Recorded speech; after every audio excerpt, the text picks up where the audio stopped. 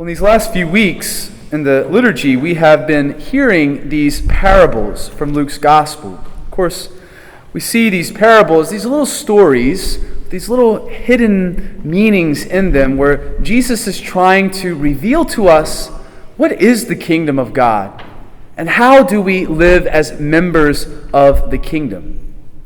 And oftentimes in these parables, the story always kind of takes like this unexpected twist, right? We remember the parables that we heard last week.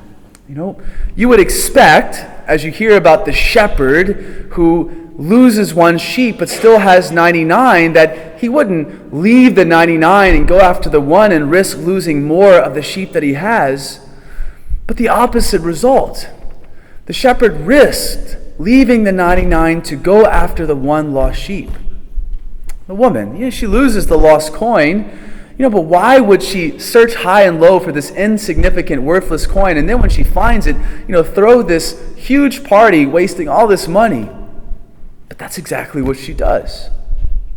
And then the story of the father and the two sons. The younger son squanders his inheritance. The older son is ungrateful. You would expect that the father would let these sons kind of live in their misery that they've made for themselves. But instead, the Father meets them with compassion. In this gospel parable today, the story as well takes an unexpected turn. Now, first of all, as we hear this gospel, scholars say that this parable is one of the most difficult parables to understand what the heck Jesus is talking about. And as I read the parable this week, once again, as I first let the words strike my ear, I'm like, what is Jesus getting at? And maybe you heard the same thing tonight as you heard this. What is the meaning of this story? And it's important to remember that as Jesus gives this parable, right, I said he's speaking about the kingdom, but in it he's kind of laying out salvation history for us. The story of God dealing with his people. And he's also laying out for us our story, right? We can see ourselves in each one of these parables. So what is the underlying meaning of this parable? So you got the steward, right? And you have the master, the landowner. The landowner puts the steward in charge of his estate, okay? And so this is kind of like seeing Israel or us. The master has given us life, and he's made us stewards of his creation, okay? And then he hears, when he returns, that the steward has squandered his money, right? The steward has been a poor steward of his property. And the master is going to fire him. Okay? So this is like for us, God gives us creation, right? Adam and Eve, they've got one command: do not eat from the tree of knowledge of good and evil. But what do? They take their lives in their own hands. They say, I know better than you, God, and they do with their lives what they want. The same way for us, God gives us his creation, God gives us life, and oftentimes in our own sin, we squander his plans for us. We squander what we were supposed to do in accord with God's will. And so the steward, he looks at this and he says, I have to make another way. Okay, he's not completely let go and thrown out on the streets, but he knows he's coming. That's coming. And he says, I'm too proud to be a beggar, and I'm too weak to be a digger, and so I have to make a way for myself.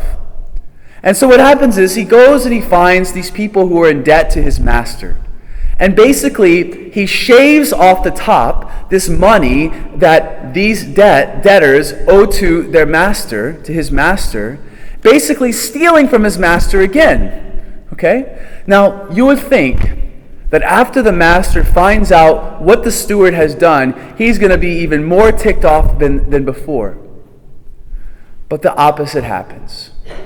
The master finds out and he says that he's prudent. He calls the steward prudent, right? And he commends him. Why does he commend him? What is Jesus saying about the kingdom? This is that second chance that we have. Okay, when we sin, our destiny as sinners is eternal separation from God. being thrown out of the wedding feast where there's wailing and grinding of teeth. But God in his mercy comes and he offers us another opportunity to take what we have been given as being a steward of, our life, God's gifts to us, our time, our talent, and our treasure, to see what will we do with it. And Jesus is basically painting the picture that this steward's work of helping these people who were in debt to the master is like us going and finding the poor, right? And taking what God has given us and saying, how can I help you who are in need? Right? Or someone who is doesn't know the Lord, and saying, how can I take what God has given me to know about my faith and to share that faith with you? We think about the passage that we heard from St. Paul's letter to Timothy, right? And Paul is speaking to Timothy kind of about this. He's telling Timothy, don't be just concerned with the people that are in your immediate care. You need to pray, and you need to work, and you need to evangelize, and you need to make sacrifices for the whole world. And that's when he gives that passage. It's God's will that all would be saved and come to know the fullness of truth. And the same for us. As God gives us a new opportunity to be stewards of his mysteries and to see who is God asking me to share my faith with and to present beautiful, insights into the kingdom and to speak about God's mercy to, and to seize that opportunity. That definitive passage in Matthew's gospel where Jesus speaks to us of how we enter into his kingdom, right, of salvation. We know it very well. When I was hungry, you fed me. When I was thirsty, you gave me drink. When I was in prison, you visited me. When I was naked, you clothed me. He says to those who loved him in that way, come and share your master's reward. In the same way, the steward is looking for these opportunities to turn his fate around. And what Jesus does is he basically says that these debtors, these poor, these people who are in need are the ones who welcome the steward into, he says, the eternal dwellings. There's a beautiful line in Matt Maher's song. He says that God makes the poor ambassadors to his kingdom. Because there's this image that when we die, and when we come before the Lord is going to ask us, who did you help in your life? Who did you show compassion to in your life? How did you love the poor? How did you love the needy? And he's also going to ask us, who have you brought with you because you shared your faith with them? Who has come to know me because you introduce me to them? And it's not saying that we earn our salvation in this Pelagian sense, but it's saying that our service and our good works and our helping the poor and our sharing our faith with others is a sign of gratitude for what God has done for us. God gives us another opportunity to live his will for us through his mercy. And he waits to see, will we use those gifts, those blessings, for our own selfish needs? Or will we use them to serve our neighbor and to help others? And when God sees us, and when Christ sees us becoming more like him, being a friend of the poor, being a friend of sinners, being a friend of those who don't know him, and God's waiting for us to share with others, God welcomes us. God sees the good works that we have done.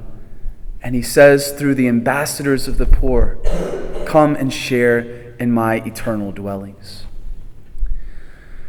As I was praying with this weekend, and this week, thinking about these scriptures, person came to my mind, and this person is my grandfather. And maybe you have people like this in your life. But as I was growing up, and